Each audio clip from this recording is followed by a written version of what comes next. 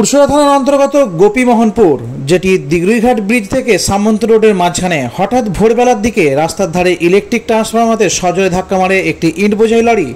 এরপর খবর পেয়ে ঘটনাস্থলে ছুটে আসে পুরসরা থানার কর্তব্যরত পুলিশকর্মীরা, সেই সঙ্গে আসে ইলেকট্রিক বিভাগ। গাড়িটি সামন্ত রোডের দিক থেকে খানাকুলের দিকে আসছিল। স্থানীয় সূত্রে খবর, একটি বাসকে পাশ দিতে গিয়েই এই দুর্ঘটনা বলে জানা যাচ্ছে। কারোর কোনো ক্ষতি সেভাবে হয়নি, তবে ইলেকট্রিকের তার ছিঁড়ে গেছে, কিছুটা ইলেকট্রিকের অংশ বেশ ক্ষয়ক্ষতি হয়েছে। গাড়িটির number WB51A1931। Report news Agni.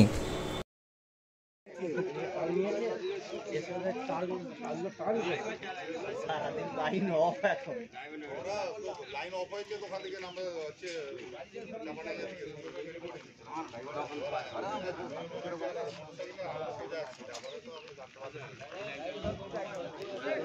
Line of করতে তো আমরা বেরিয়ে পড়েছি।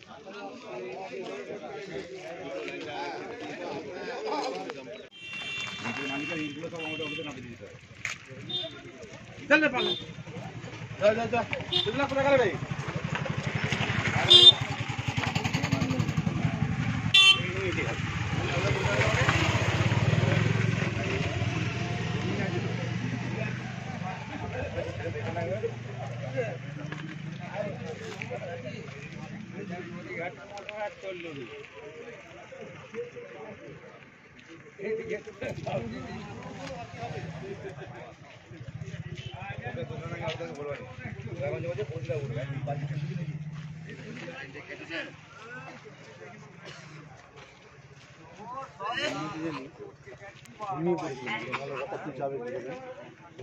মালিককে ফোন করো। তোমাদের গাড়ি তো কই, সে কোথায় গেল? ওই মালিককে ফোন করো, ইটটাকে খালি করতে হবে। এসে নিয়ে যা কি তোর মতো করে। ওই তো এই তো